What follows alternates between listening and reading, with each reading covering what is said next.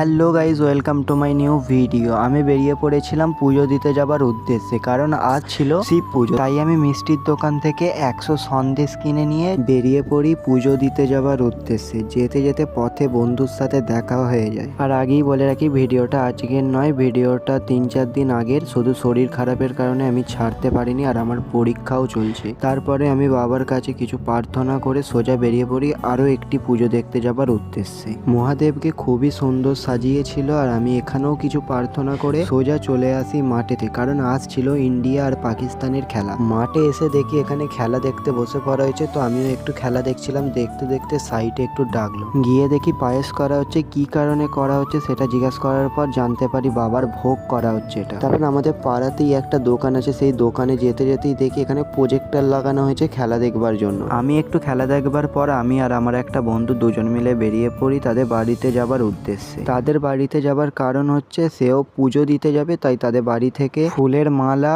আর সন্দেশ দুটো জিনিস নিয়ে সোজা বেরিয়ে পড়ি কোমরপাড়া যাবার উদ্দেশ্যে। আর কোমরপাড়াতে যাবার কারণ হচ্ছে বন্ধুর বাড়ি থেকে কোমরপাড়া একটুখানি, আর যেহেতু কম টাইম লাগবে তাই সোজা কোমরপাড়াতে চলে যাওয়াই হচ্ছিল। কিন্তু আমরা এক করতে গেছি আর এক হয়ে গেছে। আমরা ভেবেছিলাম তাড়াতাড়ি হয়ে যাবে, কিন্তু কোমরপাড়ায় যা ভিড় ছিল আমাদের সেই কারণে আধ ঘন্টা এখানেই লেগে যায়। ফাইনালি পুজোটা দেওয়া কমপ্লিট করে, আর দেখতেই পাচ্ছ কতটা পরিমাণে ভিড় হয়েছে। আর এটা হচ্ছে কোমরপাড়ার 20 ফিটের মহাদেব। তারপরে আমাকে মাঠ থেকে একটা বন্ধু ফোন করে ডাকে যে ভোগ হয়ে গেছে, খেয়ে যায়। তারপরে আমি সোজা চলে আসি মাঠেতে। আমি এখন ভোগ খেয়ে যাই বাড়ি। দেখা হচ্ছে পরের ভিডিওতে। ততক্ষণের জন্য সবাই মন থেকে বলে যাও রাধে রাধে।